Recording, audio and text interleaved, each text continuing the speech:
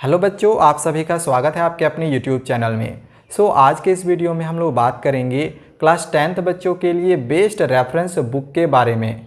Best reference किताब class 10th के लिए क्या क्या हो सकता है, तो चलो इसके बारे में हम जानते हैं।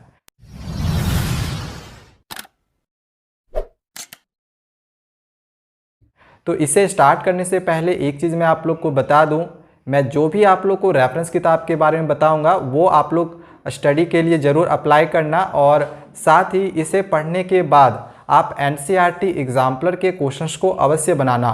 NCERT एग्जाम्पलर के क्वेश्चंस हमारी एग्जामिनेशंस में ज़रूर रहते हैं। अब यहाँ पे सवाल आता है कि कौन सा पब्लिकेशन का हम NCERT एग्जाम्पलर का किताब खरीदें। तो जैसे कि मैंने आप लोग को पहले भी बताया हुआ है कि एजुकार्ट का NCERT एग्जाम्पलर किताब आप लोग अवश्य खरीद लेना, इससे आपको बहुत ज़्यादा बेनिफिट मिलेगा। एजुकार्ट के NCERT एग्जाम्पलर किताब में जो भी क्वेश्चंस हैं उसके जो आंसर्स दिए हुए हैं, उसके जो एक्सप्लेनेशन है वो बहुत ही अच्छे से दी हुई है। जैसा कि यहाँ पे अभी आप देख भी रहे होंगे, यहाँ पे अभी आप लोग को मैथ्स का क्वेश्चन दिख रहा होगा और इसके साथ ही इसके आंसर्स दिए हुए हैं। तो इसकी जो एक्सप्लेनेशन दी हुई है वो इतने अच्छे तरीके से दी हुई है कि आपको अगर कोई क्वेश्चंस का आंसर्स नहीं आ रहा हो तो बस आप उसकी एक्सप्लेनेशंस को पढ़ के उसके आंसर्स को समझ सकते हैं। इसका एक सबसे बड़ा बेनिफिट ये है कि इस किताब के साथ आपको एक चार्ट मिलती है, जैसा कि यहाँ पे अभी आप देख रहे हो। इस चार्ट में आप देख सकते हैं कि एक साइड में जितने भी चैप्टर्स है सारे चैप्टर्स के नाम दिए हुए हैं। और जैसा कि आपको पता ही है कि सिलेबस रिड्यूस हुई है, तो सिलेबस रिड्यूस होने के बाद जो भी क्वेश्चंस का तैयारी हमें नहीं करना है तो यहाँ पे सारे क्वेश्चंस को दिया हुआ है कि ये सारे क्वेश्चंस आप लोग को नहीं पढ़ने हैं, जो कि हमें ये दूसरे पब्लिकेशन में देखने को नहीं मिलती है। आप इन सारे क्वेश्चंस को इग्नोर कर सकते हो, तो इससे आपका समय भी बचेगा। तो इस किताब को आप लोग अवश्य खरीद ले। इसका एक और बेनिफिट ये भी है कि इसमें दीक्षा प्लेटफॉर्म से related questions with detail answer भी आप लोग को मिलेंगे। आप लोग इस किताब को अवश्य बाय कर ले। NCERT एग्जाम्पलर की किताब सिर्फ मैथ्स और साइंस की आती है। आप मैथ्स और साइंस के क्वेश्चंस को प्रैक्टिस करने के लिए NCERT एग्जाम्पलर का किताब ज़रूर खरीद लो।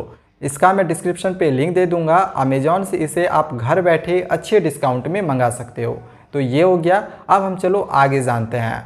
सबसे पहले हम बात करेंगे बेसिक मैथ्स चुनने वाले स्टूडेंट्स के लिए। वैसे बच्चे जिन्होंने बेसिक मैथ्स चुना है, यानी कि आगे चल के 11th 12th में आपको मैथ्स नहीं लेना है, इसीलिए आपने बेसिक चुना है। आपके लिए सबसे बेस्ट है कि आप NCERT और NCERT एग्जाम्पलर का ही तैयारी करो। NCERT किताब से आप चैप्टर को अच्छे से समझो और NCERT एग्जाम्पलर से आप क्वेश्चंस की प्रैक्टिस करो, तो आपके एग्जामिनेशंस में अच्छे मार्क्स आ जाएंगे और साथ ही आपको 11th 12th में मैथ्स लेना भी नहीं पड़ेगा। अब हम आते हैं स्टैंडर्ड मैथ्स चुनने वाले स्टूडेंट्स के लिए। वैसे बच्चे जिन्होंने स्टैंडर्ड मैथ्स लिया है तो NCERT और एग्जाम्पलर तो हमें करनी ही है, और साथ में एक जो रेफरेंस किताब है वो है RS अग्रवाल। अगर आप आगे चल के IIT JEE मेंस आप लोग को नहीं करना है, आप RS अग्रवाल आप लोग के लिए सबसे बेस्ट रेफरेंस किताब रहेगा। और अगर आगे चल के आपको IIT JEE मेंस की सोच रहे हैं कि मुझे करनी है, आप RD शर्मा या तो फिर SC वर्मा, दोनों में से कोई भी एक किताब आप फॉलो कर सकते हैं। ठीक है, RS अग्रवाल फिर आपको फॉलो नहीं करनी है। और वैसे बच्चे जिनको IIT JEE मेंस नहीं करना है तो वैसे बच्चे RS अग्रवाल किताब फॉलो करें, आपको RD शर्मा और SC वर्मा करने की आवश्यकता नहीं है। ठीक है, तो ये हो गया स्टैंडर्ड मैथ्स और बेसिक मैथ्स। अगर हम साइंस का बात करें तो साइंस में सबसे बेस्ट हमारे लिए रहता है S चांद का किताब। तो आप साइंस में S चांद किताब खरीद लो और उसको अच्छे से पढ़ो, ये आप लोग के लिए सबसे बेस्ट रहेगा। अब हम चलो आगे जानते हैं SST के बारे में, क्योंकि काफ़ी बच्चों का कमेंट्स आ रहा था SST के लिए।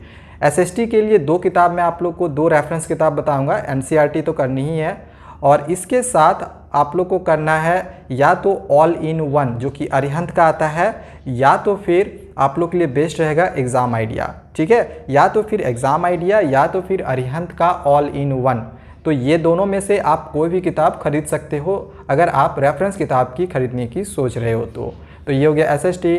तो ये सारे मेन सब्जेक्ट्स हो गए। अब बच गया सिर्फ लैंग्वेज पेपर, इंग्लिश, हिंदी या फिर संस्कृत। तो ये आप लोग के लिए NCERT काफ़ी है, और इसके बाद सितंबर अक्टूबर महीने में सैम्पल पेपर रिलीज़ होती है, तो उसका आप प्रिपरेशंस कर लो उसको लेके।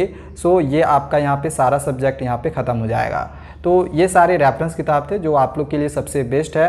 अब काफ़ी बच्चों का कमेंट्स आ रहा था, मैंने इस टॉपिक पे भी एक वीडियो बना दिया है। सो आज के लिए इतना ही। और भी इसी तरह की वीडियो पाने के लिए चैनल को सब्सक्राइब करके रखें और कुछ प्रश्न होगा तो कमेंट जरूर करें। Thank you.